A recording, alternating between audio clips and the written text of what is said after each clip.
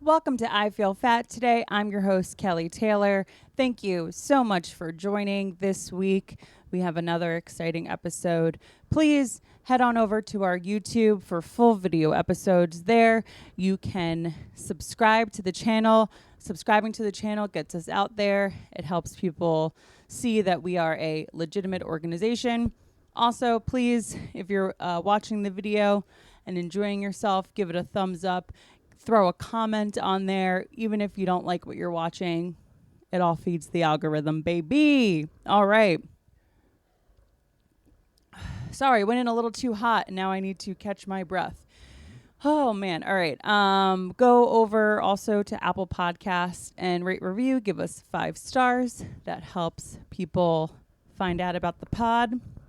And send me an email. You can reach me at ifeelfattoday@gmail.com if you want to give me your thoughts on the podcast, want to give me some feedback that I could read out on the podcast, or I could, give you some advice, whatever the case may be. If you want to, give me an idea of stuff I should cover, topics I should cover, guests you would like to see on the pod, I'd love to hear your feedback. Also, just want to go back real quick to the YouTube thing.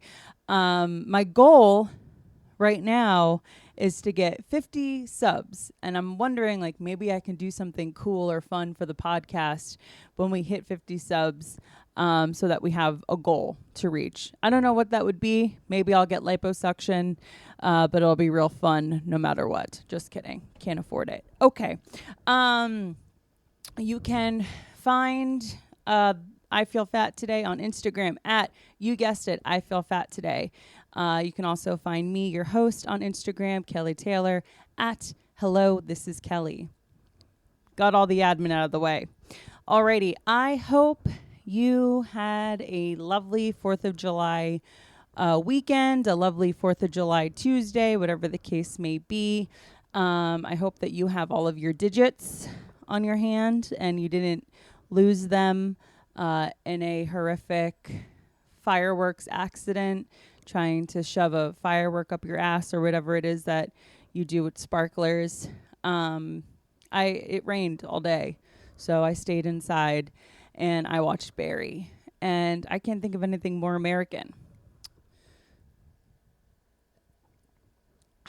If you are somebody, I also want to say this. If you are somebody that has an opinion on the lack of or the abundance of American flags in a city, in a town, in an area, whatever, you need to get a life. Okay? If you are upset about the lack of American flags for July 4th, or if you're upset about the abundance of American flags for July 4th, all I can say is to get a life and enjoy the holiday. Enjoy the time off from work. Maybe you can't enjoy the time off from work because you don't have a life, and so this is what you focus on. I'm just saying. Food for thought. Watch some Barry, relax, and have a Diet Coke, because that's what we're going to talk about on this week's episode of the podcast. Listen, news came out last week that apparently Diet Coke can kill you. And all I can think is, didn't we already know that? I don't know. Maybe I'm missing something, but yes, came out that Diet Coke is possibly a carcinogen.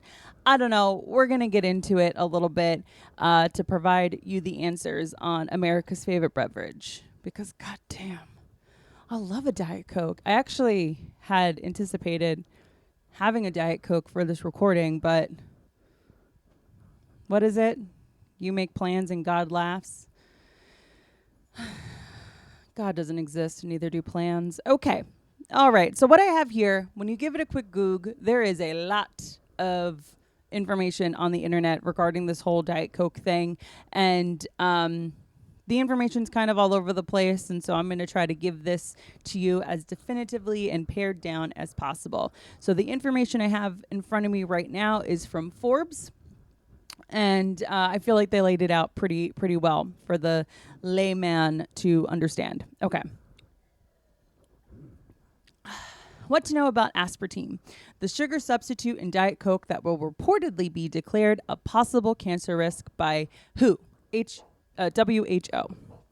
Okay, so aspartame is one of the most widely used artificial sweeteners. It will reportedly be classified as a carcinogen by the World Health Organization in July after years of conflicting research.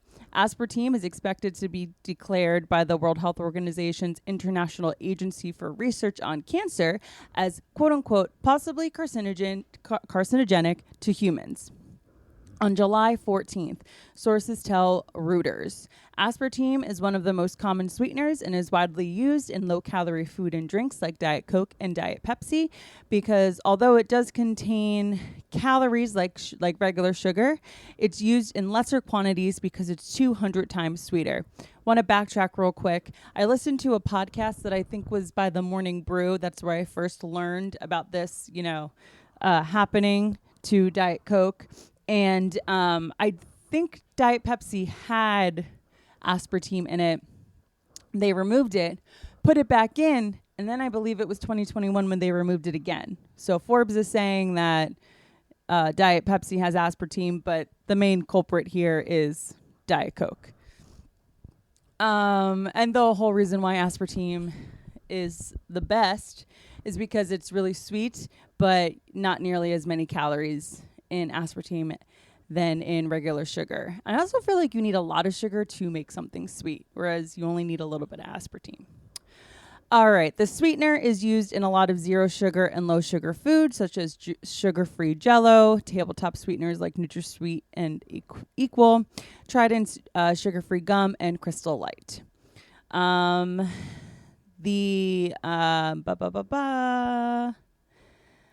The International Agency for Research on Cancer is expected ruling reportedly does not take into account how much of the sweetener a person can consume safely by the joint WHO and Food and Agriculture Organization Expert Committee on Food Additives will reportedly make the decision in a separate report.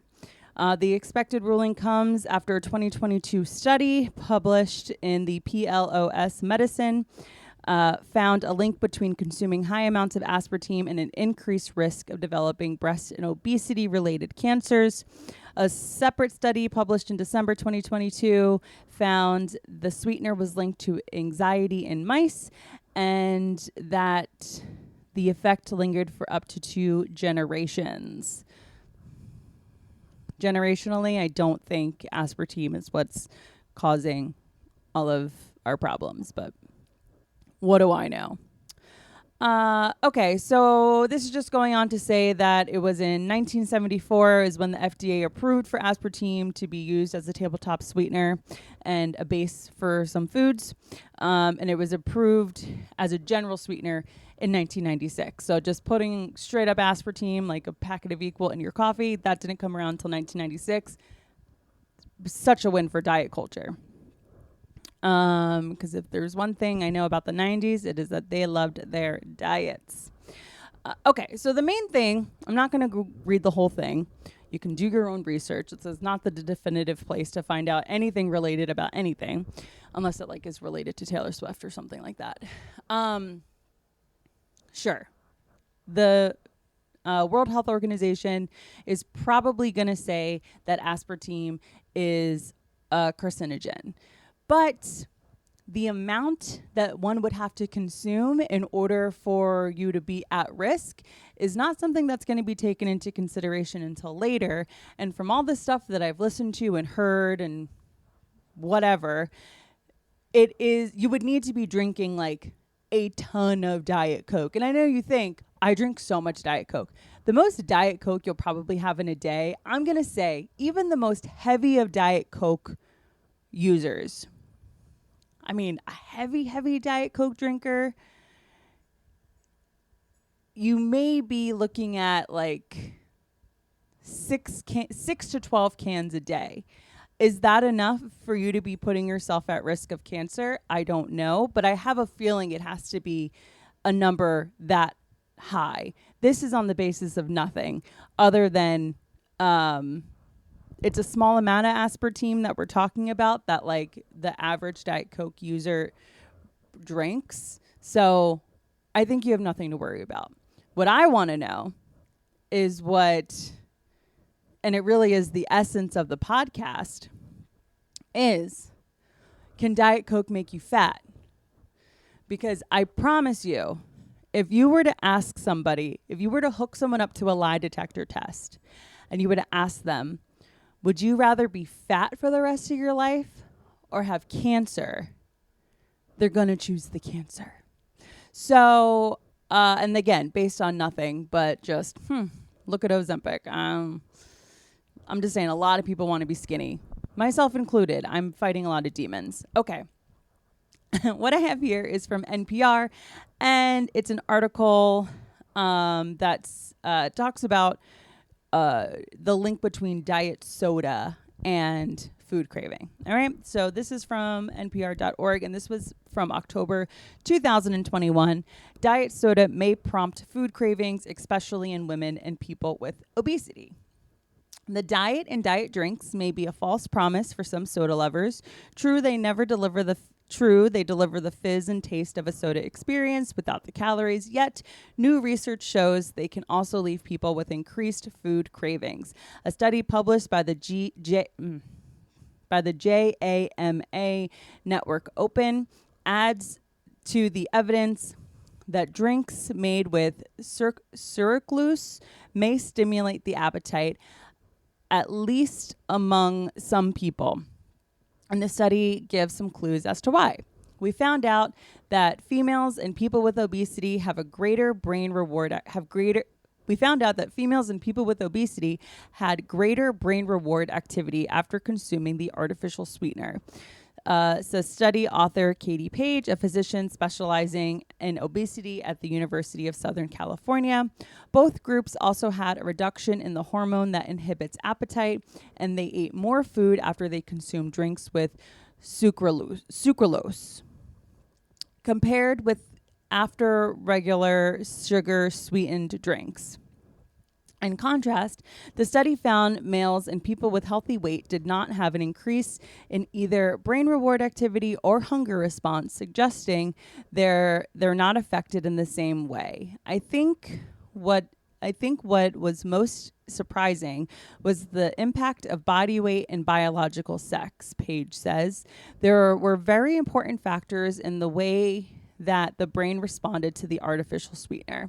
The study notes that most earlier research focused on males and people of normal weight, but this finding suggests that diet drinks sweetened with sucralose could be disadvantageous to the people who could benefit most from its effective diet strategy. The strategy being high sweetener or high sweetness with low calories, if you're adhering to a low-calorie diet.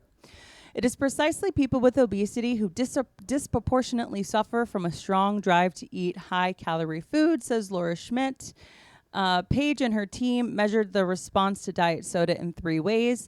They used functional MRI brain images for the 74 study participants to document the activation of parts of the brain linked to appetite and cravings. They used blood samples to measure blood sugar and metabolic hormones that can drive hunger, and they also tracked how much participants ate at a buffet table that was open at the end of each session. Oh, that feels cruel. Determining whether diet soda helps or hinders dieters' efforts to lose weight has been tough. Some studies have shown benefits, but long-term research has found that diet soda consumption is linked to increased weight gain. Listen, I'm not a scientist, and I'm not going to read this entire article. Actually, yes, I will read this entire article because it's short and there's only a little bit left. But I just feel like that the way that was just displayed, you MRI, that's one way they're going to look for how diet soda is affecting your brain. Okay, so MRI, blood samples to check blood sugar and hormones, and then also how much participants eat at the buffet. I could be drinking straight water and I'm going to fuck up a buffet. It has nothing to do with the diet soda. So I don't know. That sounds a little weird to me, but again, what do I know? All right, moving on here. Let's see. I lost my place.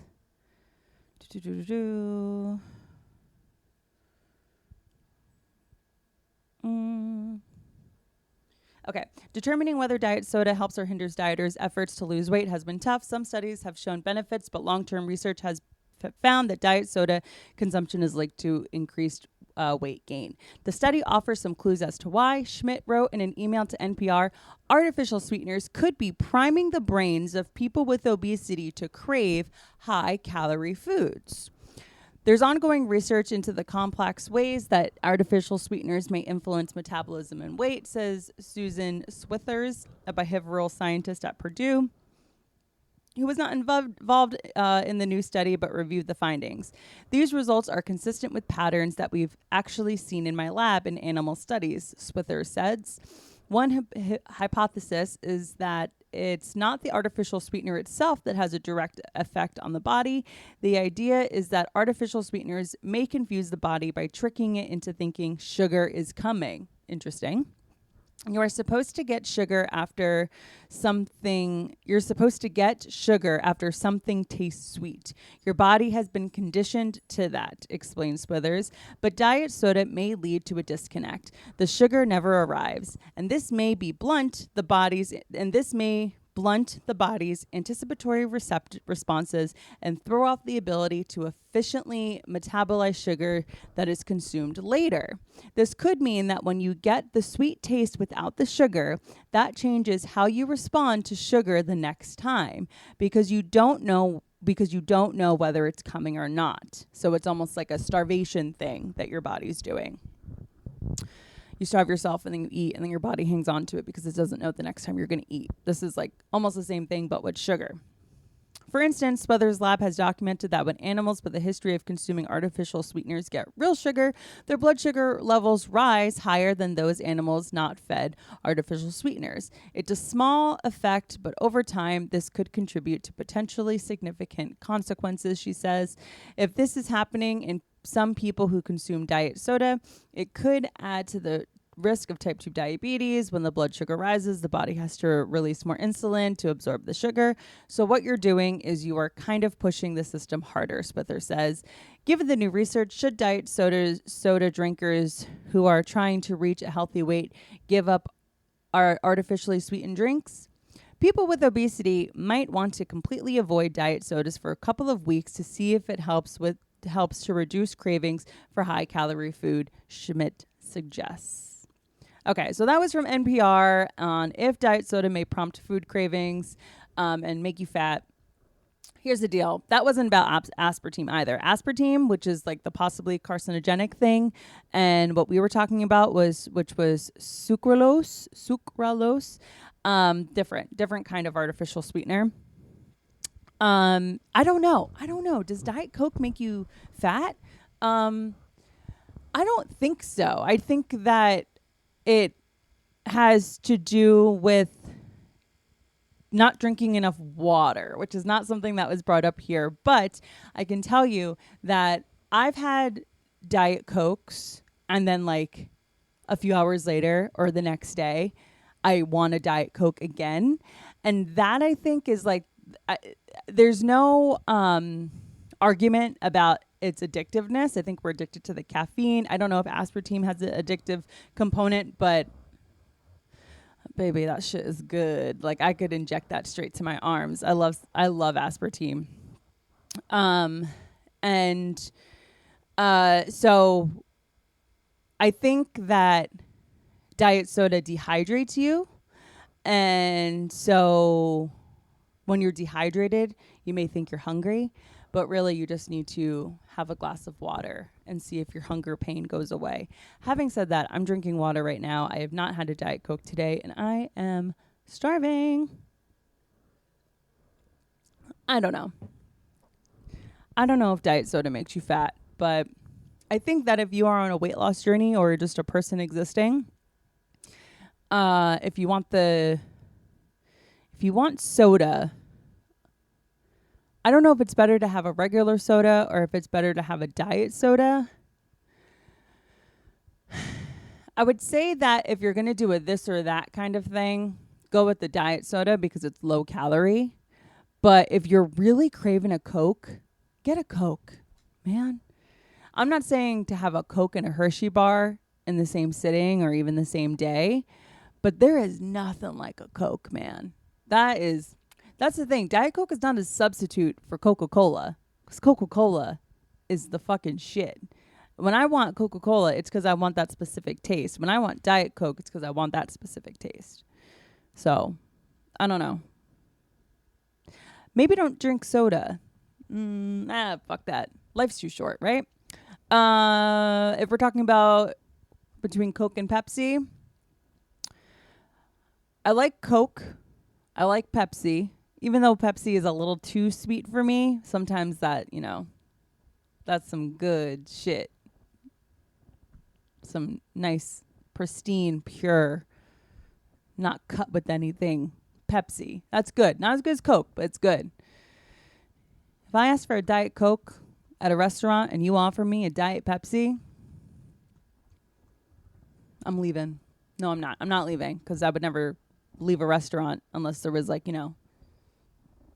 unless it smelt bad or something, or it was too dangerous for me to be in there. But just if you're someone that sees this, this is just a rule of thumb. Someone asks for a Diet Coke, don't say you have Diet Pepsi. Just say we don't have Diet Coke. Because to compare them to, it's just not the same. It's just not the same. Okay. Something else I wanted to touch on real quick, kind of jumping around a little bit, but people think like, oh, Diet Coke's going to kill you. Diet Coke's going to kill you. Diet Coke's going to kill you. Guess what, sister? Aspartame, it's in everything. Zero sugar diet sodas, including Diet Coke, sugar-free gum, such as Trident gum, diet drink mixes, including Crystal Light. This was Water Talk, what we were talking about, I think it was last week, talking about Water Talk, the reason why those powders can be no sugar, low cal, no cal, it's because of aspartame. Reduced sugar condiments, such as Log Cabin sugar-free syrup, sugar-free gelatin, such as sugar-free Jell-O, and tabletop sweeteners sold under brand names, including Equal and NutraSweet. So aspartame's in a lot of shit. It's in some yogurts as well, like any sugar-free yogurt. Just, check the ingredients and see. Again, I don't know. If the question is X bad for you? My answer to that is everything is bad for you. This water, it's from New York City. I put it through the Brita filter. I don't know what's going to get me in this water. Is it the fact that I haven't changed the Brita filter recently? Is it the fact that it's from New York City, which is great water, but the pipes in my building are gross?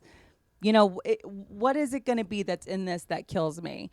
Will aspartame kill you? Will the sugar and Coca-Cola kill you? Maybe you'll choke on a Tootsie Roll. You just don't know what's going to kill you. Maybe you'll get hit by a bus. When it comes to, if something's going to give you cancer, the answer is yes. Everything's going to give you cancer. Standing out in the sun will literally give you cancer. So what are we even doing here? The whole, World Health Organization even classifying aspartame as a carcinogen at all is just so the big companies that rule over everything, that have 1% of all of our money, is just so they can cover their asses to say, well, we told you. Oh, you got cancer? We told you. We told you that was going to happen. So don't try to sue us because we can't give away any of our money. All right. Well, that was fun. That was a fun little intro that went way too long. Our guests this week, both of us, huge fans of Diet Coke. We drank some Diet Cokes during the podcast, which was recorded before all this came out about Diet Coke, in which we probably just would have drank them prouder if this news had come out. But my guest this week, she's a stand-up comedian. She runs some shows here in New York City. She's super interesting, really fun to talk to. I just want to throw in a quick trigger warning that we do talk about eating disorders. And I think, I wouldn't say at length, but we do talk about eating disorders. And, if you're somebody that is in recovery and can't listen to that kind of stuff, just, proceed with caution. Please welcome to the podcast the very funny Sarah Barnitt. Hello. Hello. Welcome. Thank you so much Hi. for being here. I'm so excited to be here. This is like right up my alley, like the perfect marriage of like stand up and like body image issues. And also, when I first started comedy, I thought I was so unique for like talking about like body image stuff and like my eating disorders. And then every female comic I've met has had an eating disorder. Oh yeah, no, we're just existing. Yeah. We're just existing We're out all here with these. Out here. I don't think I know any.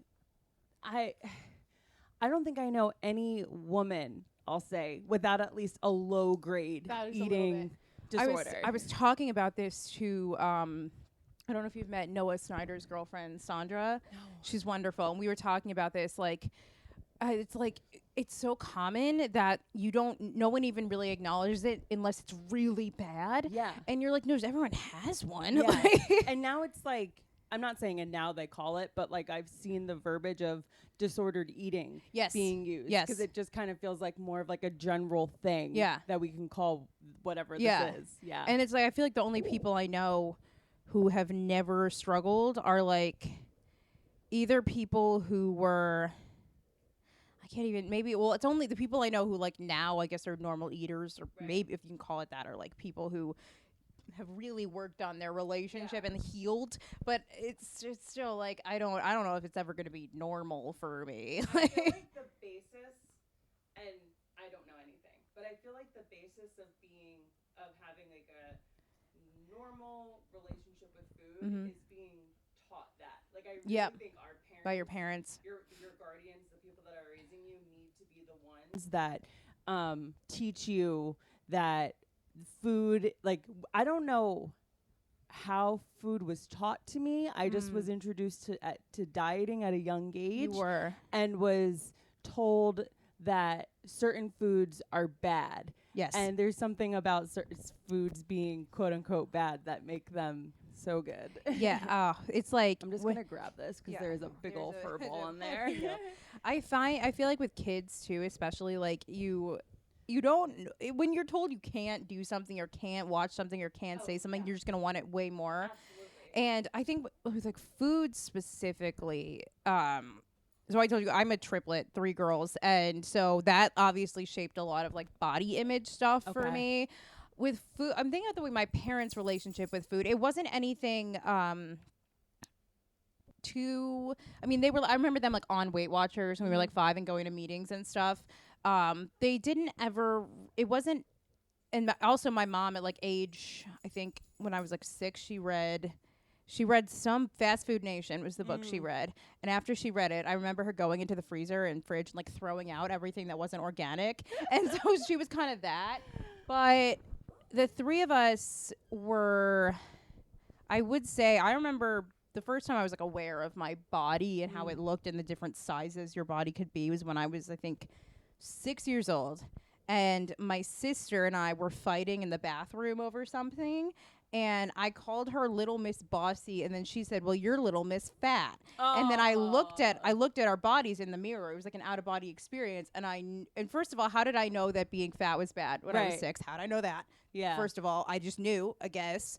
And I looked at our bodies, and at that point, I was much bigger, much chubbier than she was, and she was like a very thick, skinny kid, and I kind of had like baby fat. Yeah. And so when I was 6, I was like, okay, my body is different than the other 2, and that's bad. And then I remember like even when we were younger, like if we'd all go shopping together, or like a relative sometimes would buy for Christmas, like would buy us each like 3 of the same thing. Yeah. But then they would both have like a size small and I would have a size large. And I knew that. I saw it. So I think I was aware of my body from a much younger age.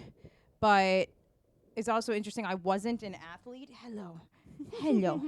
I wasn't an athlete. So I wasn't really introduced to like eating for performance or like exercising for joy. Yeah, none of that. So I don't think I was introduced to like dieting or wanting to do any, because I knew I didn't like my body when I was younger, but I didn't try and change it until I was like 12 maybe. Okay. But still at that point you're still prepubescent at that point. Like 12, I know girls can get their period younger and younger, but 12 still feels kind of like like you're going into puberty. Yeah, and I think everything about how I grew up was me comparing myself with the other two. And I'm sure they did that with me too. It's like every sort of developmental milestone and the way that our bodies like looked and were growing and changing, like I never wanted to like outpace them. Yeah. And I just at a certain point I just like wanted to look the same as them. And right now I would and we've all like fluctuated and stuff, and right now I would say that we have probably not the same body type, but like generally pretty similar, but then like lifestyle might change like Right. how our weight fluctuates. But I remember, and also when we were younger, we'd go into the doctor together and we'd all go on the scale like one after another. Yeah. So you knew, like, Yeah. and you were like, oh shit, like what's the Yeah. Were Were you like actively nervous in like a setting like that at the Yes. doctor's office? Oh my Were your god. siblings nervous? No, or do you, I or do you don't not think know? so. You I don't yeah, think 'cause, so. like, they were smaller than you. Yes, they were. And I remember as a kid like going to the doctor every year. That was like my biggest fear. Yeah. 'Cause that was the only time I would weigh myself like once Yeah. a year until I like knew where scales were at other places. Right. But Yeah. And yeah. how old are you? I'm 28. Okay, you're 28. Okay. So I was gonna say if you were a little bit younger, you may not have experienced, but at 28 you would have. Like I know I'm 30, and like when I would go to the doctor, even just being like a little bit higher on the BMI scale Yeah. or a little bit like bigger for like what would be considered normal for your For your age. for your age was like what the doctors talked about. Yes. And like they would, I guess I remember the doctor saying once to my mom, like, oh, you should watch her weight Yeah. about me. And because I'd say that I was an overweight child, but that kind of went away when I entered puberty. Okay. And I always like think about like with my history and stuff, I've never been in a fat body outside of childhood, but all the body image stuff like still kind of followed me through. I had Yeah. so we say I think we're gonna talk about eating disorders in Yeah. this, right? Yeah. So I had bulimia. I started because also you remember in like health class when they did the lesson on eating disorder. Yeah, we're drinking Diet Cokes. We are drinking. This is the Diet official Coke. drink of the pod. Thank you very much. Of for course. this. And I remember there would be like an eating disorder day in health class, and they just showed videos of like girls who had anorexia and bulimia and were just so thin. They were like Yeah. so skinny, and like basically it was just an instruction manual on how to do it. You want to know where I learned how to be bulimic? Intervention Yup. on ANE, baby. Oh You want to man. learn how to be bulimic? I learned that strawberry ice cream Yeah. is the That- food. Yup. Is the Yep. best food for that. I Sorry, learned bar dog like on the case. I learned that like if you drink like a fizzy drink, then it would Mhm. help. But I hope I hope all the listeners are adults and Oh are learning This things. is not a pro. This is bulimia, not a pro bulimia Anna pod by Not- any means. But you know, Yeah. like being shown that kind of Yeah. content in school, no less. When Mhm. you're talking about like whatever they were showing you, it is like an instructional thing Yeah. on how to do it. And I remember learning about on the news how there were MySpace groups where you could. They were like pro Anna MySpace Pro Anna groups, like forums and MySpace. I remember and it was that. a thing to warn parents. Yeah. It was like that's a I was like, very ooh. cool thing that's on the I was internet. like, I I'm should gonna go warn my check mom. out. What's the URL?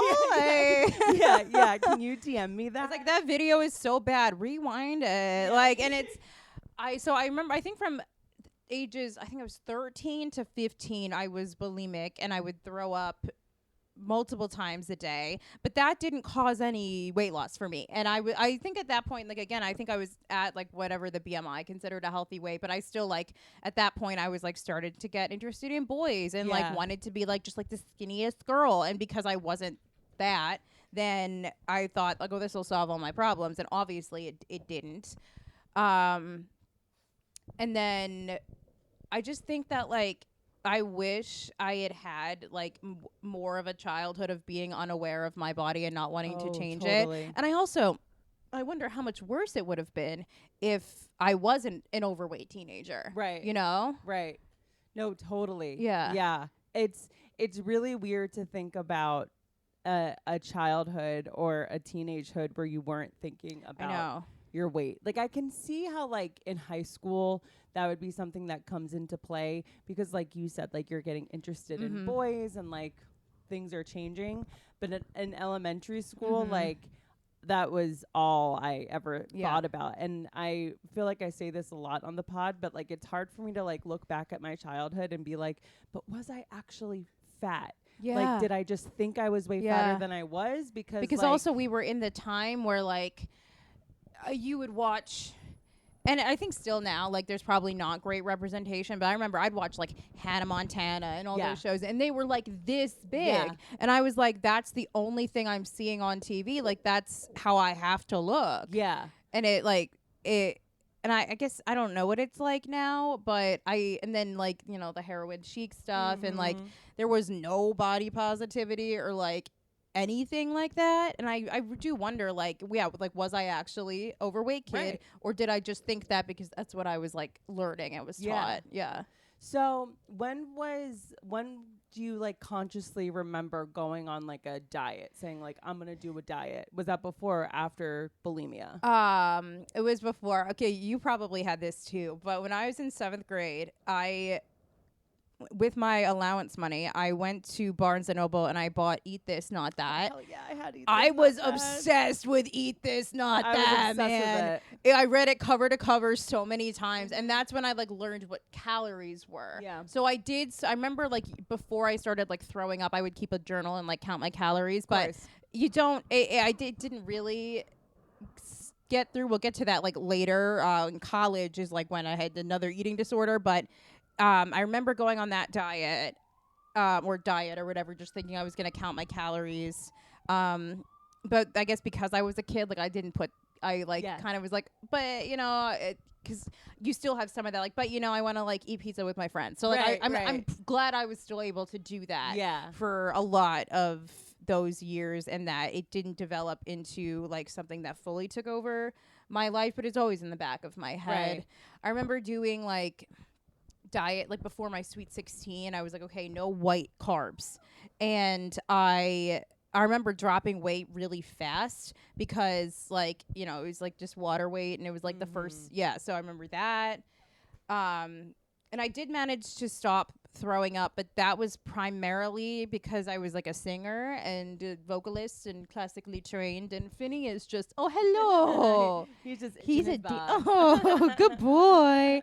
Oh my goodness. Finney's a body positive king. He really is. Yeah, hello. But I remember I was a singer and I did know that could not have been good for your vocal cords. Oh yeah. So I was like, and after that, I think I was like 15. I was like, this is not good. Like it's not. And there's like also things like the blood vessels under your eyes and like your teeth are teeth so it's rotting like out. Horrible. Yeah. So I did stop that. Then I remember going on all these diets. I did like my parents did Weight Watchers like on and off. So I remember like kind of trying to count points of things. Never went to the meetings though. Did you ever go to Weight Watchers meetings? Oh man. Meetings. Yeah. I talked about it on the last or a few episodes ago with Denise Sibbs. We talked about Denise great. Yeah. Oh yeah, she's the best. I just did a show with her yesterday. Her and I were talking about it, and we were talking about what the meetings were like, and how it was like a very emotional space for people. Yeah, you know, I sort of am trying to like come up with a joke about like, is a Weight Watchers meeting a place where we can talk about dieting, or is this like a Binge Eaters Anonymous? Yeah, because that's it's really like AA. what it was. It's like AA. Yes, it's literally like AA. Well, because to some people too, like food is their food drug. Is their addiction. Yeah. Yes, girl, you get it. I'm always talking about this, and I fully believe. Because the only eating disorder I haven't had is binge eating disorder.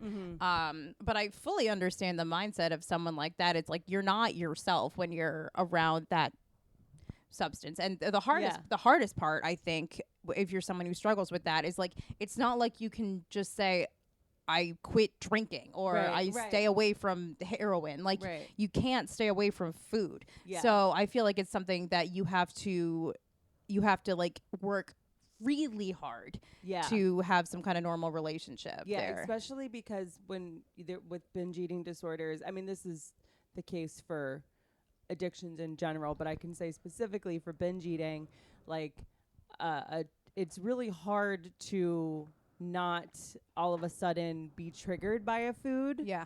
you know, or if it was a food that like you've binged and then you sort of like have some distance between like the disorder and where you are now, and then like all of a sudden, you know, someone orders that food or you yourself order that food and you're like, oh, why am I violently shoving this down my throat? Like, it's like, oh, for some like for me, it's one of them is Burger King chicken fries. Like there is something about chicken fries that I like can't eat it normal. Like I am actively making myself choke when I eat them. I don't know why.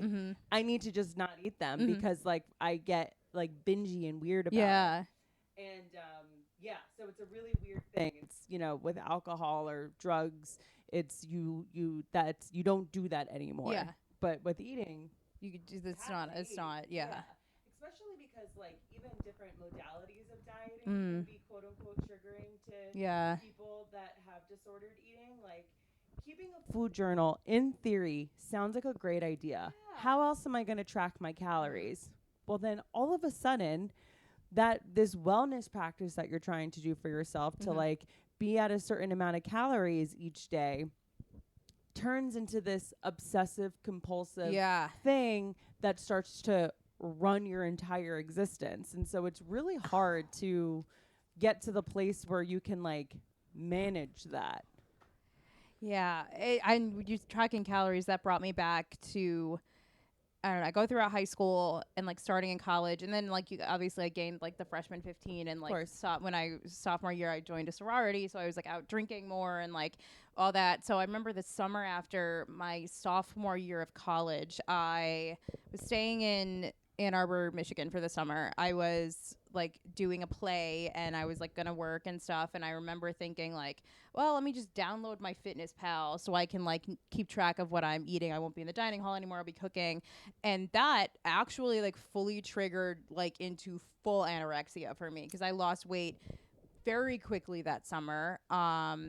And then into that fall of my junior year of college, and they got very bad quickly, and I got down to about 100 pounds. Wow. And I am 5'7". Like you shouldn't be 100 pounds. No. Like, and so that it's so weird how like just certain things can unlock something that's in there, and it's so interesting because I still do it, but it's like count the calories, but I like it kind of have a different relationship with it now. But I do sometimes wonder, I'm like, is this something that I would be like okay not doing? Right. And I have not done it like if I'm on vacation and there's just like no way to do it. Right. But part of me is like wondering like, why do I still do this thing if I know it has the potential to be bad for me? Yeah. Yeah. Yeah. I don't know. Yeah. Kelly, like, why do I do it? I have no idea. Like, and that's the thing that's so tricky with this kind of stuff.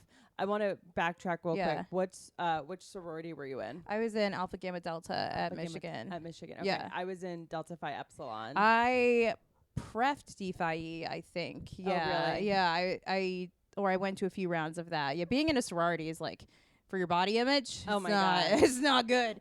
You probably pref'd D-Phi because their thing was like eating disorders. Yeah. ANAD. Yeah.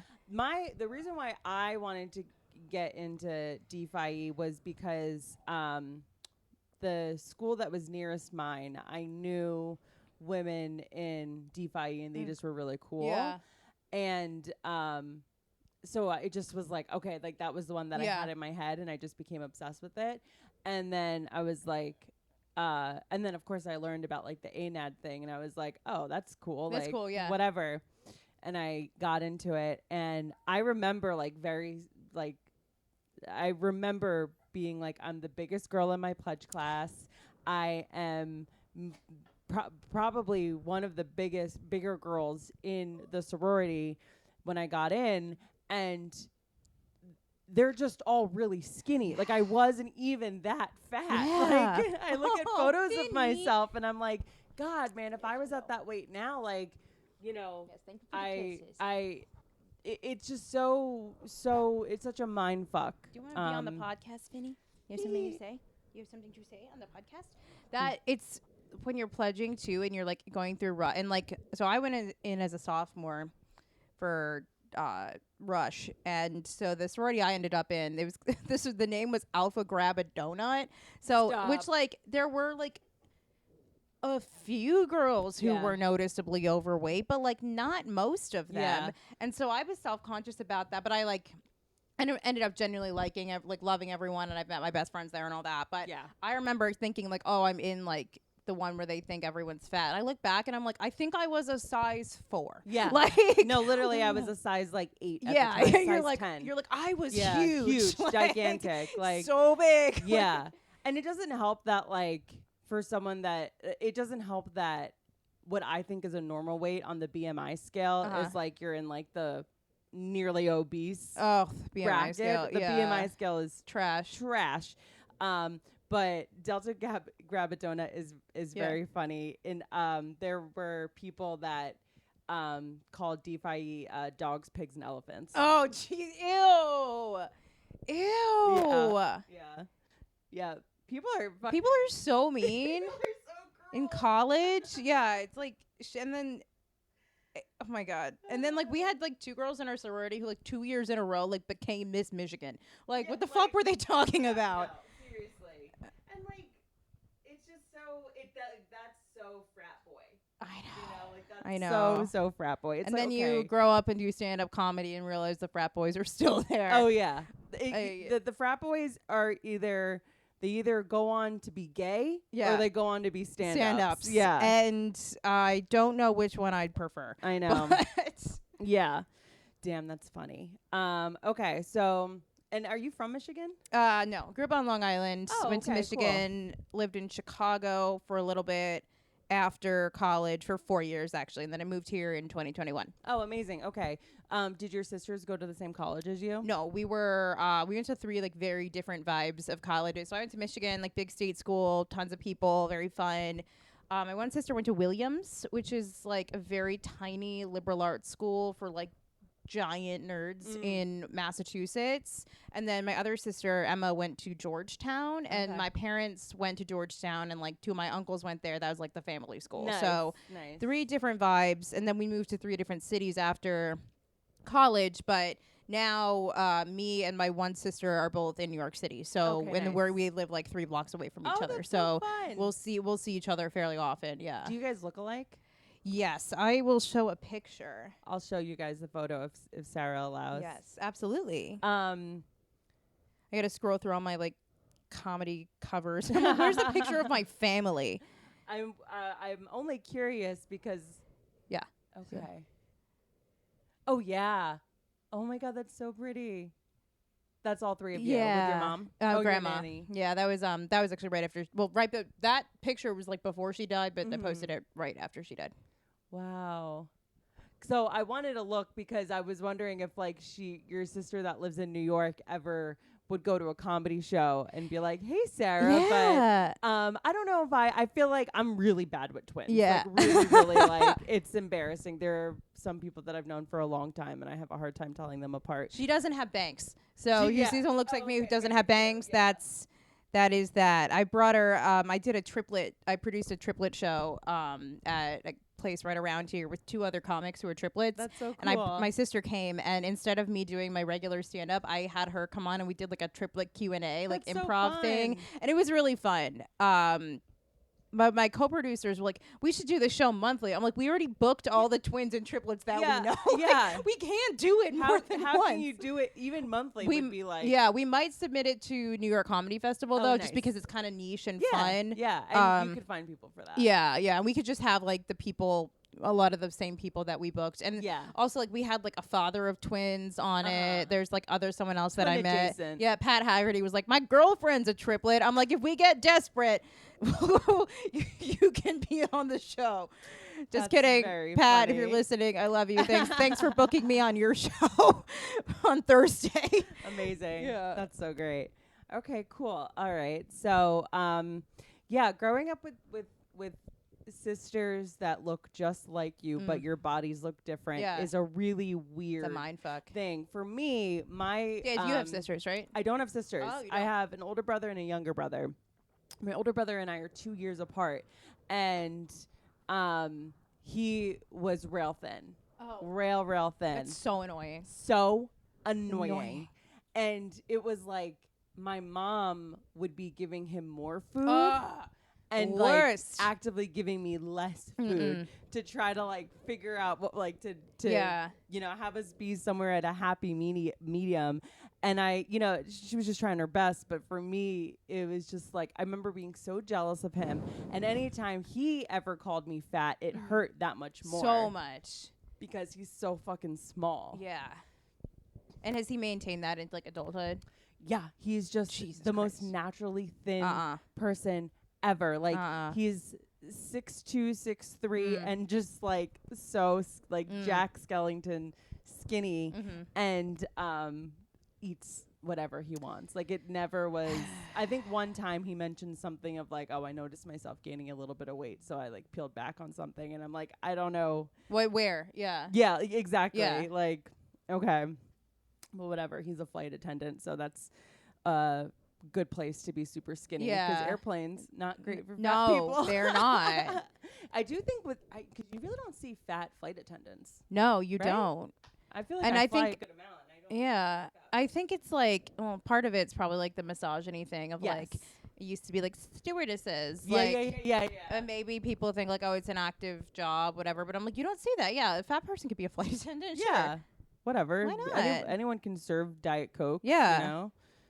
Oh, man. Okay, interesting. So what's like your relationship like with your body right now? Oh. Well, I think it's interesting. And I told you that I wanted to like kind of talk about this because it's I have like gone through like a weird, still figuring it out. So right now I can say with confidence, like I love the way I look in this present moment. And it's so interesting because I am so confident in my body and absolutely nothing else. Like right now, I'm like, I look hot, but I am a piece of shit. Like, and it's not. Totally. So I moved to New York and I was probably about 25 pounds heavier than I am right now. And it was 2 years ago. And once I think two things have like contributed to this. One, I've been, and really the past, like since mid 2022 is when I've noticed most of the weight loss. And one, I've been single. Or, you know, in just like situation, not in relationships where you're going out to dinner, let's say. You're not gaining boyfriend weight. Not gaining boyfriend weight. So to those men who didn't want to date me, thank you. Now I love myself. Just kidding. No, I don't. Please date me. It's like, who's this revenge body for? Because I'm not talking to anyone. But so I've been single, so you're not like, you know, I'm not like going out and drinking and eating and having comfort meals. And also I started stand up 2 years ago. And I think like when you do stand up, you're just like running around the city. Like you are just like, I'm just drinking a million Diet Cokes. I'm like talking to people. So food isn't really my focus and it's really just like now I just eat what I can to like just get me to the next event. Yeah. So I think in some ways my relationship with food is much healthier now than it's ever been. And I've still maybe count calories and I still maybe eat some like things that people might think are like diet food. But really, I mean, I'm so much more chill about it. Like I'm so much more chill about, well, one, like food, the priority is like if it's quick and like I want to make sure that I'm getting like carbs, fats, proteins, and like produce. And if I just am eating that, like I know it works for me and that's really all I need to do. But also like because my focus is like on something else between my corporate job and stand up, it's like if I eat like a pack of peanut M&Ms at QED for my dinner, I'm like fine with it because I'm like it's just one thing, I'm busy. So that's like but then there's like the double standard of like when I first started, I was very worried about how I looked on stage. And that's something that you do have to get over, obviously. Yeah. What you are describing is you are actually practicing intuitive eating. That's what that is. And that is what I'm trying to embrace because I've never felt better than when I'm doing intuitive eating because you can think less about the calorie counting because you're just eating based on like what you really are needing, craving, and have at your disposal, which is very, very key. So that's great. I love that. And I think stand-up comedy really helps with that because every day we're in motion. Yes. We're always doing something. Yes. And so that you don't really have the ability to like get done with our day jobs, because you have a day job as well, right? Yes, I do. We get done with our day job, and then it's not like close the laptop, go to the grocery store and make dinner. It's close the laptop and like, okay, am I gonna, self motivate and go and do an open mic? Am I get, do I have a spot tonight I have to hit? Am I gonna record a podcast, editing? Like, there's like, it's like I get done with my work day and I'm like, okay, here's my second work day, but I don't think of it as work. No. But It's still, fun. It's fun. you don't have time to just sort of like Yeah. lay around. I am trying to give myself one night a week where I do have like a cosplay as a normal person, because I found that like over the past few months it's been a little overwhelming. But I mean, I don't know if one night will be enough. And I'm also like, you could also go on a date. Like you could talk to a man. And I'm like, but why would I do that when I can go to another open mic? Like and talk to the same 4 dudes that I know. Yeah. Comedy. Yeah. Comedy, like, I don't want to say killed my dating life, but I had no interest in dating once I started doing stand up. Yeah. I had no interest in doing stand up. I mean, in dating whatsoever, because the time that I would have spent going on a date, which I never really liked anyways. Hate it. Was I would rather, be either hanging with my friends or, getting better at comedy. Yeah. So, that's a tough one, but it is good to do something outside of stand up in your life every once in a while, because it's like at the end of the day, what are you going to talk about then if you don't have That's what I'm thinking. I'm like, I need a life so I can have material to make out of this life. Like, because even a bad date could be a bit, so that's something there, where you have to remember to like live your life. Okay, so and also when you were talking about having lost weight, do you think you may have gained weight during quarantine? Kind of. I noticed that in the beginning of COVID, I like lost a little bit of weight, but I think that was honestly because I wasn't in my office eating M&Ms, because there were M&Ms, office snacks all the time. And I'm a consultant at a consulting firm, and I work for McDonald's actually. So sometimes I would, patronize my client, and so I didn't really have the opportunity to do that. But then I definitely gained a little bit of weight. I was also doing this insane workout thing called Jabs by Gina. Have you heard of Jabs by Gina? It was like a cult thing, and it was like, I'm writing this down to look into. Look it up. It's like it was a whole moment. And it was this woman named Gina. I guess she taught this class at Equinox like a little bit before the pandemic, but it was basically like kickboxing, but you weren't, or like shadow boxing obviously, but you weren't using gloves. You weren't, or like a bag. You were using like hand weights. Yeah. And it would be 50 minutes long, and you'd either be doing combos, which was like just like punching and like cardio moves like burpees for 50 minutes, or choreo, which was like boxing, dancing to songs, which is kind of fun because it was like cool music. And then there were also like strength classes you could do, but literally these were high intensity classes that were an hour long. And it was such a cult thing that Gina would be like, oh yeah, do doubles and triples. Like sometimes I would take 2 of those classes a day, sometimes 3 in quarantine. And so I was like, so bored. It was like the only thing I was doing. I wasn't like around many people. I had just moved into my own apartment, like by myself, in like May 2020. So, and like all of my friends in Chicago had like gone home. So I really, that was all I was doing. But like when you're doing that much high intensity exercise too, you're really hungry. Yeah. And so I think that like stressed out my body so much. Another reason I think I've lost weight is because my exercise is like much more chill now.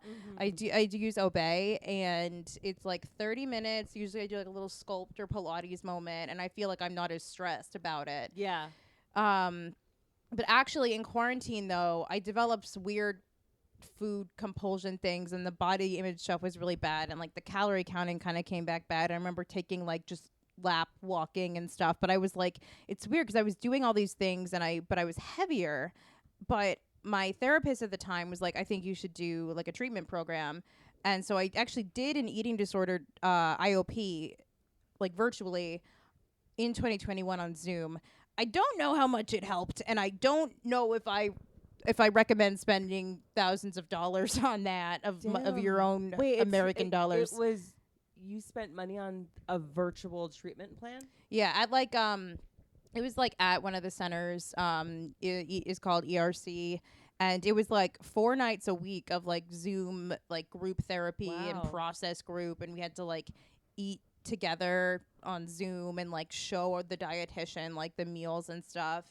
And I mean, in some ways, I guess it kind of helped, but it was like not fun. Like it was not a fun time. And also the worst part, not the worst part, because now I guess my relationship with the scale is kind of fine too, but I had to like put on a weight for put it in there, and I didn't know my weight 'cause before then I hadn't weighed myself in like 6 years. Yeah. Because when I recovered from anorexia in college, I was like, oh, I'm just not gonna weigh myself anymore. But I needed, and like I couldn't go. I didn't know where I would go to weigh myself, other than buying a scale Yeah. and weighing myself. So when I went into treatment is when I started weighing myself every day, and I was like, that shouldn't Feels that feels counterintuitive. counterintuitive. So I will say that I do weigh myself now, but it's even that's more chill because I used to be so scared of the scale that I wouldn't go to the doctor. Yeah. So now I'm just glad that I'm not scared of it anymore. But I'm like, then the other part is like, well, I still don't have to do it every day. Like, Yeah. you could just not, you know. Yeah, Yeah. but when it's there,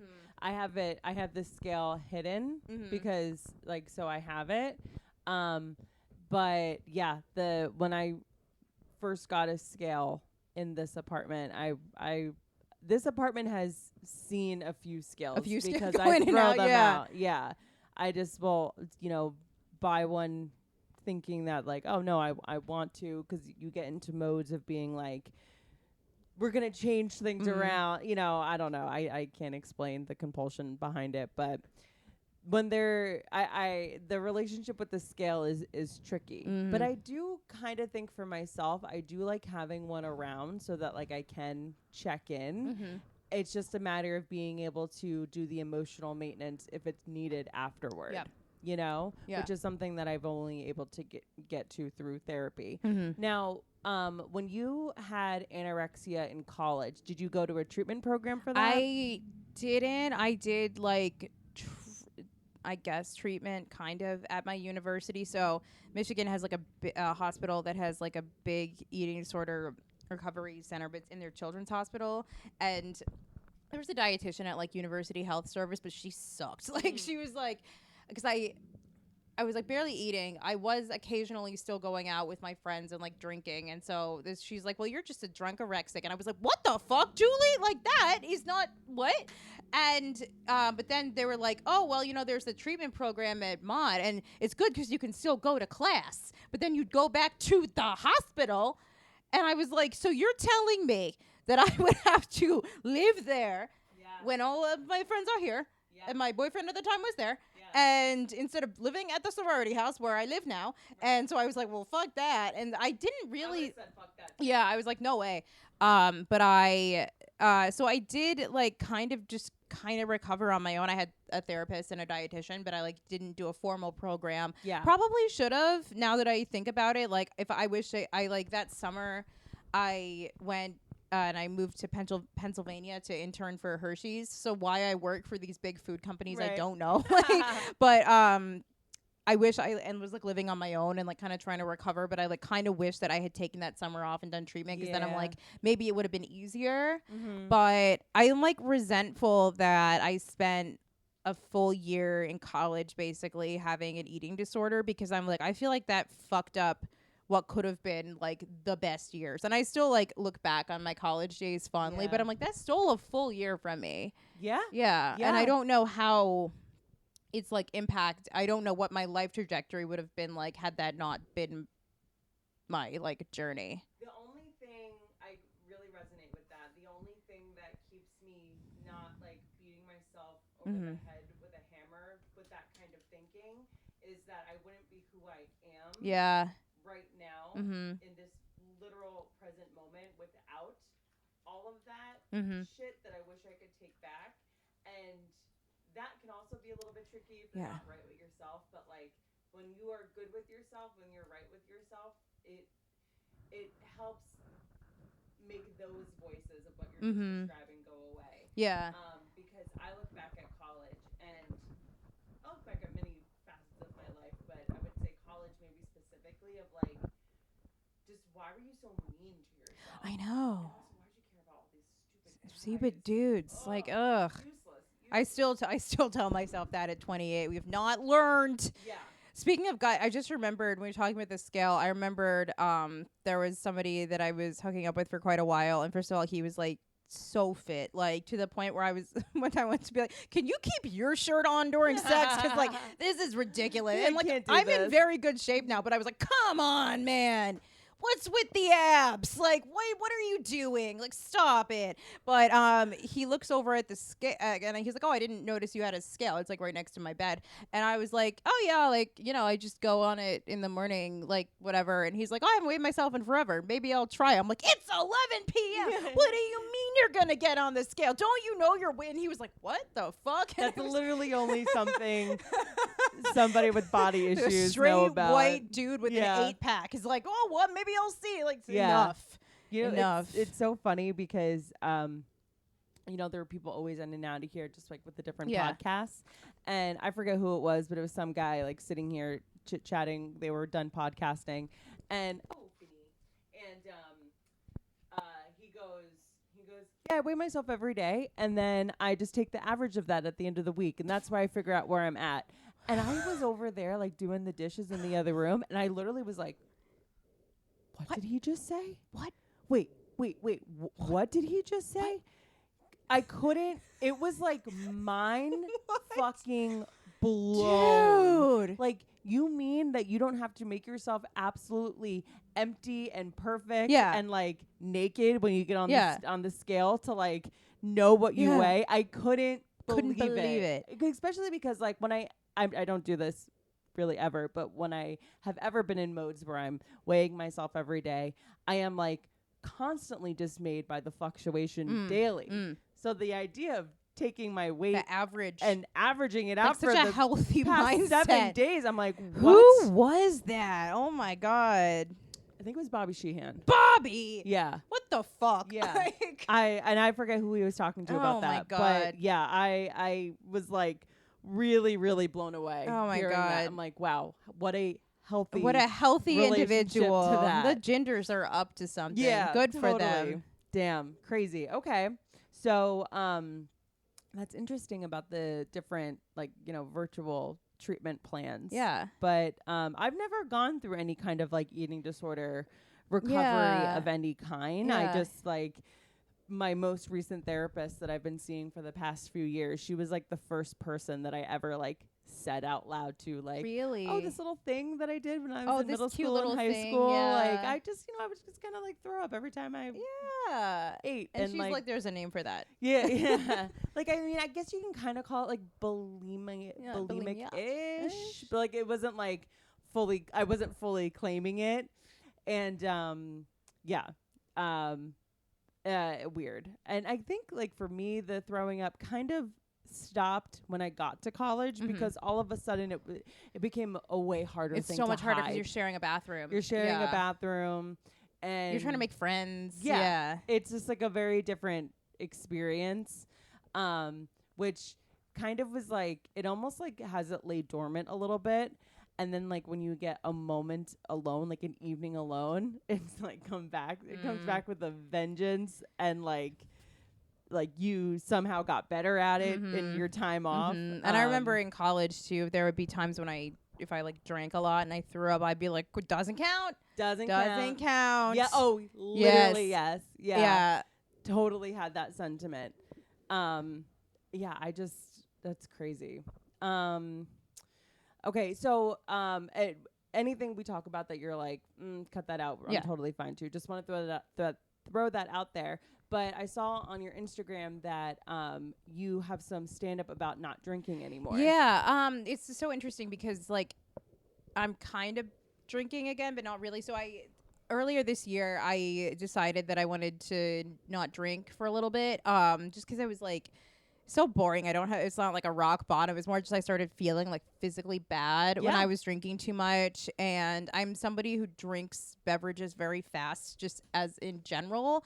And I also think that, like, one with comedy, like, you're in places that serve alcohol all the time. So you can have like a week where you're like, I drank every night. Every day. And even if it's just one beer. beer. But still, you're like, then it kind of like slows you down. So I did stop drinking February until like or like this month.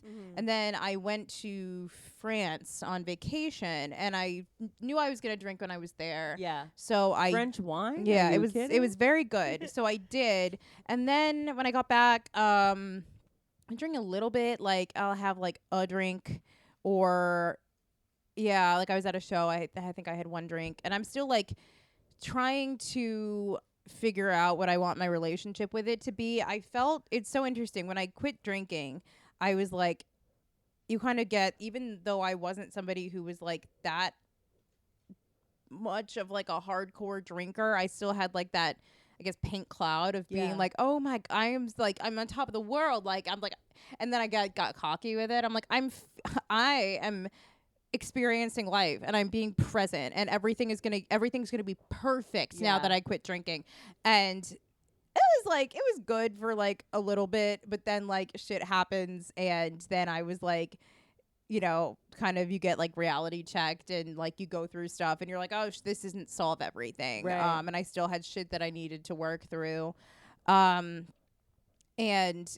also, because I wasn't drinking, I was like, well, I'm on an antidepressant, but I wonder if maybe if I'm not drinking, which is a depressant, maybe because I'd been on the Zoloft for a while. Because when I first did treatment, when I was or like what was recovering when I was 21, my therapist put me on it. But Zoloft like kind of fucks with you like physically, like you get tired, like your sex drive. So I went off the Zoloft, and I'm like, oh, everything's great, great, and then it wasn't, and I entered like a slump into like, which I'm still kind of in.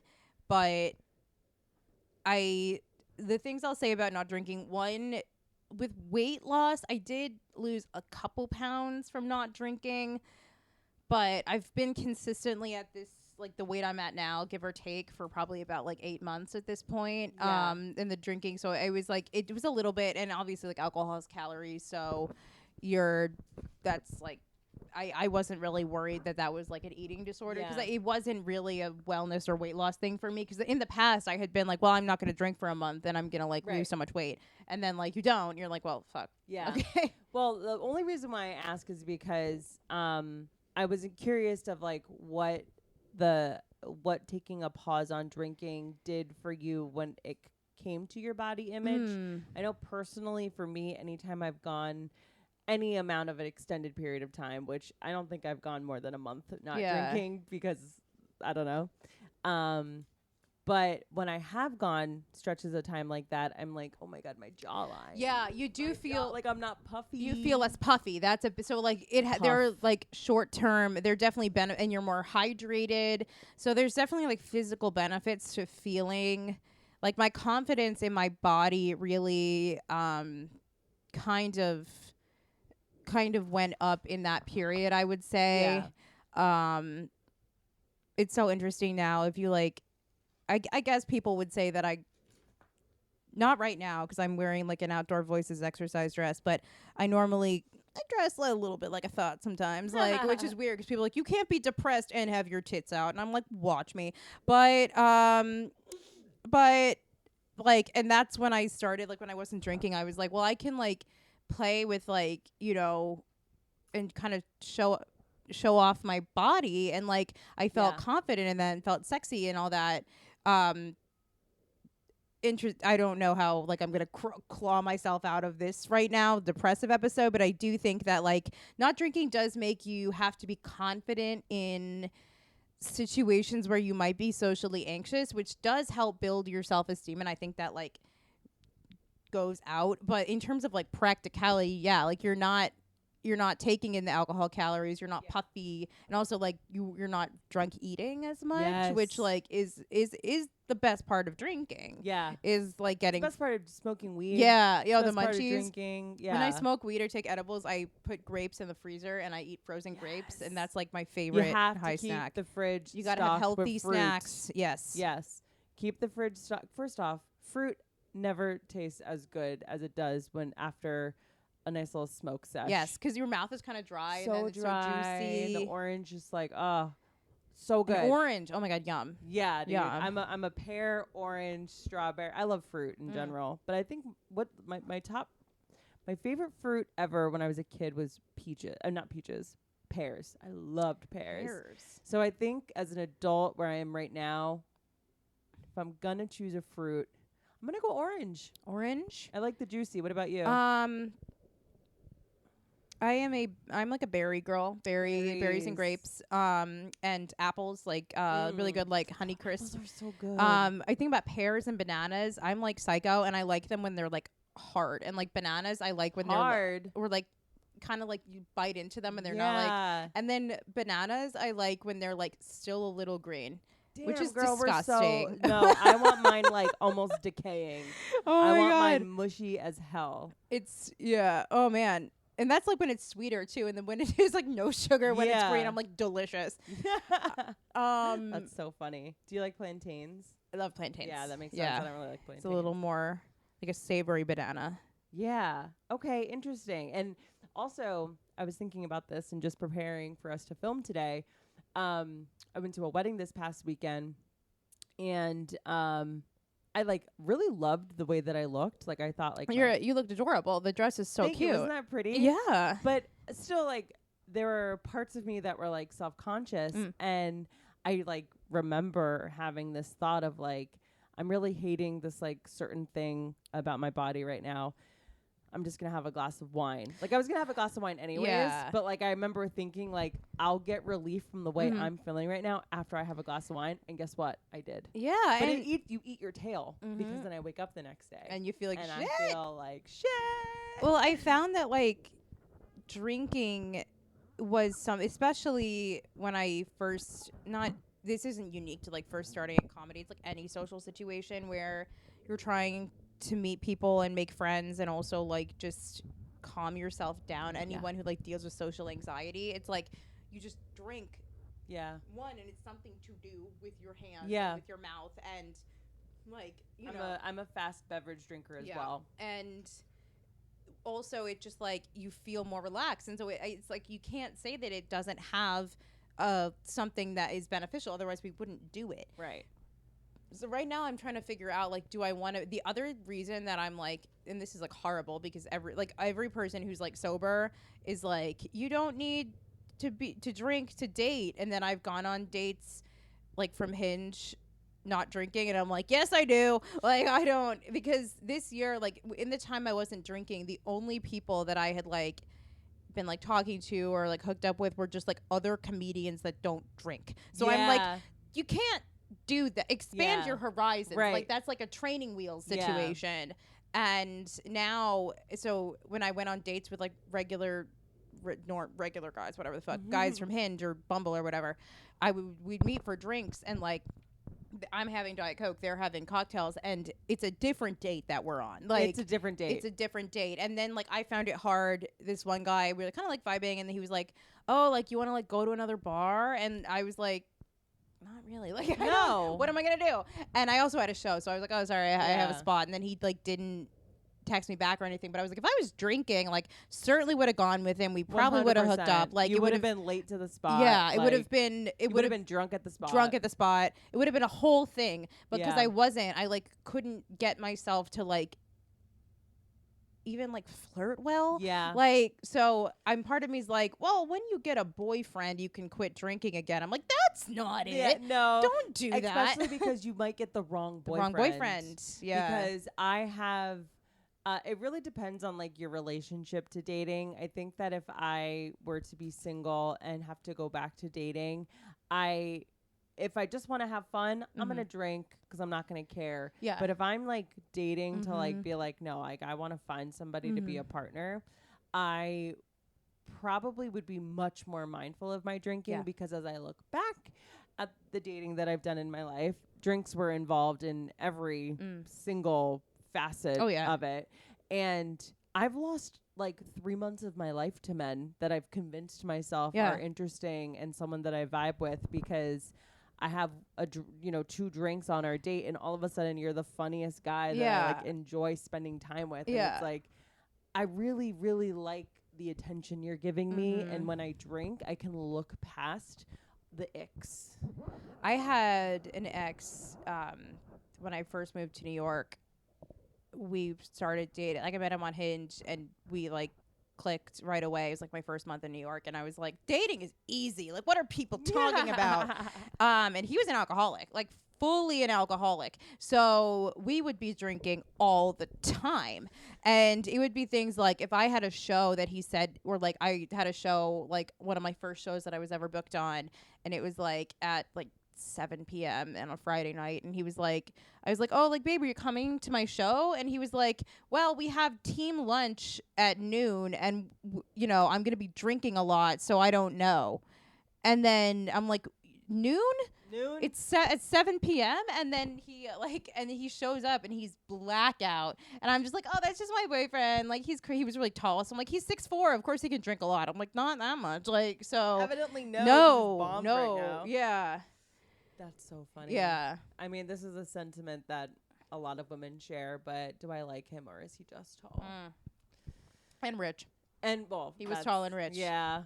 And evidently a really good time. Why are alcoholics so fun? They're so fun. Ladies, date an alcoholic. Don't. He was generally a good dude, has a lot to like figure out, but yeah. Don't get emotionally invested in an alcoholic. Yes. But they do make good fuck buddies. It's a good time. Yeah. But so I'm trying to figure out, like, do I want to drink? Do I not want to drink? And I think maybe it could be like circumstantial, like weddings. I'm like, oh, that's fine, you know. But some of the worst hangovers of my life I've had. I don't know what it is about a wedding hangover. It's an open bar. I know, but I mean, I guess if I think back on I guess because like you're mixing it up with drinking. Yeah. Because like for me, drinking, my drink of choice is wine. That's what I like to go for. And when I'm at a wedding, the wine always sucks. Yeah. Because they get the cheapest shit. So it's like, okay, I guess I'll go with a hard alcohol. And then all of a sudden you're experiencing a hard alcohol hangover as opposed to a wine hangover, which I know alcohol affects people differently, but a tequila hangover? No. I'd rather go to Guantanamo Bay. Like, literally. It's so painful. Jesus. Yeah, no one hang out with Kelly on Cinco de Mayo. It's not going to be a good time. I used to be a menace. Oh, man. I used to be a menace to society on Cinco de Mayo. So embarrassing. Ugh. And that's another thing with drinking, the embarrassment you that say could shit that's embarrassing. Ensue. Yeah. And I was texting some of the girls that were at the wedding I was at this past weekend, and I was like, anxiety's killing me, girls. And they were like, you were fine. Now I'm rethinking the way I acted because you're nervous about the way you acted. Oh, I'm my like, God. I don't mean to cause us all to spiral right now. And I certainly think that I like am a drunk oversharer. Oh, like hell yeah. I overshare with everyone, and so part of me is like, you didn't have to tell this person that. You didn't have to like. Yeah, so I mean, the good thing about like in the comedy scene, there are a lot of people who don't drink, so I never felt like I was, and also like you usually have something to do on weekends or just at night that like is a really good excuse not to drink, is like if you have a spot, or like, because I also find that I'm not funny if I'm too drunk. Oh, like, God, no. You're not. Yeah. I like watch back a set that I did and I thought I crushed, and I was drunk, and I'm like, you sucked. Like, none of that hit. What were you doing? No, if someone that doesn't do comedy ever asks me about it, they usually will ask, like, do you need like, smoke a little something, drink a little something before you get up there? And I'm like, can't smoke before I go up. Oh, absolutely no not. way. I'll tell you what.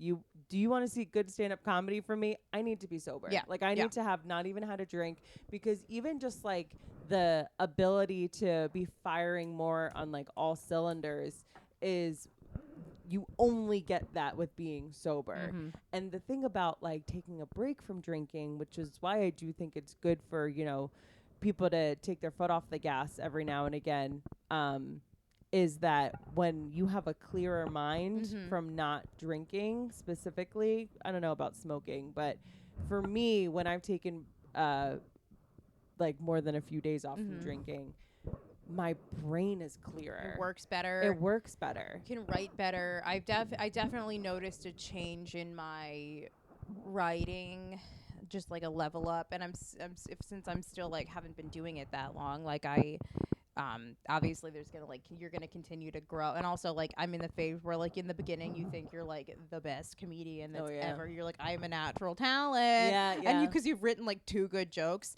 and then you realize like I think the farther you get into it, you're like I am the worst stand-up comedian, and then you like realize you see yourself improving and you're like, oh, I'm not the worst. But I do find that helped me get a little more serious with like thinking about who I want to be on stage. And it also comes from like bring it back to body image. I think the hardest part when you're a performer, and when I was an actor too, I had the same thing in a scene. I'd be told this all the time. It's like you're watching yourself right now.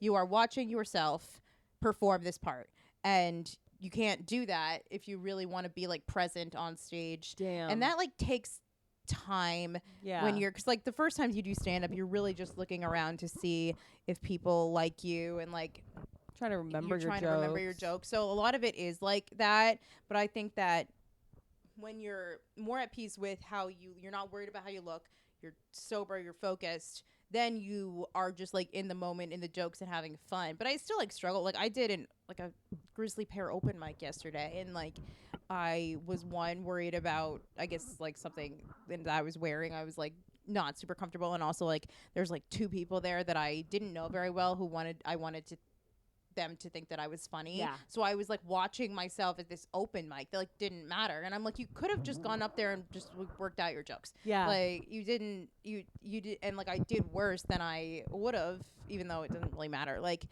because I was like in that mindset. So I feel like that's like not drinking helps with that. And then smoking I can't do before I do stand up just because I'll forget everything. Yeah. One time I took an edible before going to Comedy Fight Club because my friend was on it. I was going to watch her. And Matt asked me to do like the warm-up set for 5 minutes, and I didn't want to be like, this actually happened to me twice. I'd taken an edible and Matt asked me to do the warm-up, and I was like, well, I can't say no. I would never turn down the spot. I can't be like, no, I'm too high. Yeah. I'm literally here. That's so embarrassing. So I'm like, sure. And I'm like, how bad could it be? But I had a fatal error in that. Another body positive thing with comedy, I've done the naked comedy show twice. Are you kidding? Yeah. Oh my God. And kudos to you. I could never. And that was when the producer asked me to do it. I was like, this is like a radical body positivity thing for me. So yes. But like in that at Fight Club, when I was really high, I was like, I'll try this one. I was trying a joke about how we were doing the naked show, but I could wear shoes. And I was like trying to interact with the audience. So I asked the judges, I'm like, what shoes should I wear? And then all 4 of these guys, not Joe, Joe's a good one. All 4 of these guys start going, so when's the show? Oh, where is it? They're like, the worst. we love supporting women in comedy. And they just keep going. And they keep just like sexually harassing me. And Matt will not give me the light. I swear to God, it was way too, I was like, give me the fucking light. Like, the show wasn't already late because the show always fucking starts late. It was late. Can't give you the light. Can't give me the light 'cause it's just too funny. Dying right now, dying, just like thinking about you doing that. It was the worst night of my life. Talk about building resilience, man. Yes. Like stuff happens at my day job. Yeah. That I care about my job. If anyone from Yes. work is watching this, I care about my my job very much. However, there is something about bombing so violently where I'm like, something will happen at work and I'm like, okay. Yeah. Oh fucking K, I Yeah, guess. Because you don't know what I've been through. Yeah. Willingly. Literally, Yeah. I put myself on stage. Mhm. Sometimes after an edible. Yeah. And I'll like maybe like not be mindful of like when I'm smoking and then remembering like, oh yeah, I'm gonna go to that mic later. Yeah. And so I've had like uncomfortable instances where I'm on stage and I'm like, oh shit, I poorly timed this edible or whatever the case may be. But I can't do like a show Mm-hmm. and be high at all. No. But I would do the same thing as you. If I was high at an event, this probably has happened to me, and someone like asked me to fill in or something, I always do it. Mm-hmm. And sometimes it's a crapshoot. Sometimes it's a kill room and the Yeah. crowd is just into it Yeah. and it's not a problem. And then other times it's fucking Comedy Fight Club and Oh, you're like yeah. pulling your hair out And there trying are 4 to men who you should not have told who you will be should not have performing interacted naked. at- You should with. not tell them that. Oh gosh. Okay, so I think we're coming up on an hour here. Oh, a little over. Look at that. Oh my gosh. So one thing I'll ask before I can let you go is, and we kind of touched on this a little bit, but what if you could whisper anything into the ear of your younger self? What would it be? So I think I would say that, like, you spend a lot of time worrying about being liked by other people, and you can't let that influence your decisions. Like, you have to, like, I wish I had started more like learning really who I was and what Yeah. I liked. And I think that would also, like, if I hadn't wanted to fit in so bad Mhm. and comparing myself to other people all the time, I think maybe my body image would have been different. Right. So I think I would tell little Sarah that. And yeah.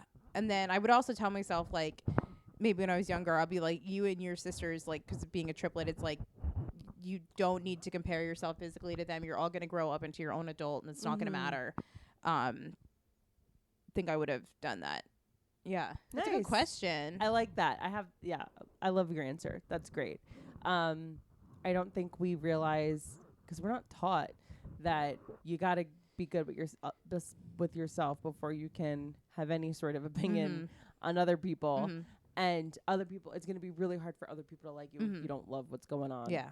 in here. I love that. That's great. And thank you so much for coming on. This and was doing so this. much fun. I'm I so feel like glad. we bonded. An hour flew by. It did. It really We did. had so much to chat about. Literally. Okay, where can people find you? On Instagram and TikTok at Sarah Barnitt. It's Sarah with an H, Barnitt. I produce Call Your Mother Comedy and Thirst Trap Comedy, both coming up in July. So you can find dates for that on Instagram. And yeah, thank you very much, Kelly. Awesome. Are you good at calling your mom I am. I call my mom a lot. every day? Not every day, but like a couple times a week for sure. That's Yeah. good. That's nice. Yeah. That's good. Yeah, call your mom. Call She'll your mother, appreciate it. yeah. If she's alive. If she's not, If she's not, don't do that. Don't Yeah, get the Ouija call board. you know, a Somebody mother else, figure. a mother figure in your life. All right. Have a good one. Bye, Bye, everyone. guys.